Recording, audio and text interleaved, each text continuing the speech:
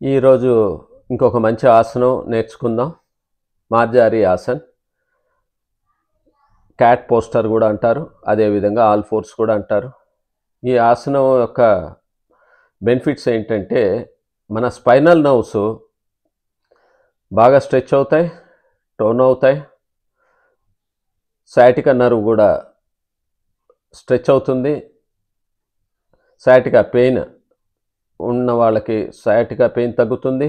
Back forward and backward stretch అవుతుంది కనుక back flexible ఉంటుంది. Hip joints, leg joints flexible అవుతాయి ముందుకి వెనక్కి స్ట్రెచ్ చేయటం వలన. పొట్ట మజిల్స్ కూడా స్ట్రెచ్ అవుతాయి, దానివల్ల డైజెషన్ ఇంప్రూవ్ అవుతుంది.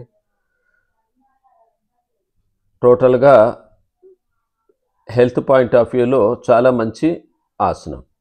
ఎలా చేస్తారో చూద్దాం. ఇప్పుడు ముందుగా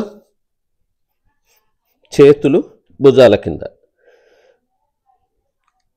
మోకాళ్ళ మధ్యలో హిప్ విడ్త్ పెట్టుకోవాలి. చూడండి, ఈ విధంగా.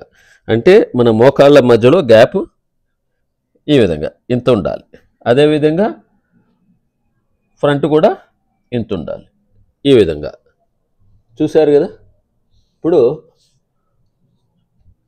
ఏ విధంగా చేస్తారో చూద్దాం. గాలి పీల్చుకుంటూ మన బ్యాక్ బోన్ని కిందకి తీసుకెళ్ళాలి, పైకి చూడాలి, పొట్టని ఉబ్బియాలి. 7-8 సెకండ్లు ఉండాలి.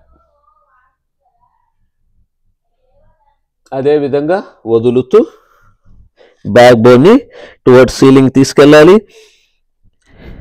పైకి లిఫ్ట్ చేసిన తర్వాత బటక్స్ని ముందుకి ప్రెస్ చేయాలి, పొట్టని లోపలికి లాక్కోవాలి.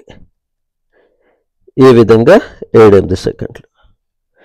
ఈ విధంగా 7-8 రౌండ్స్ చేయాలి. ఈ విధంగా.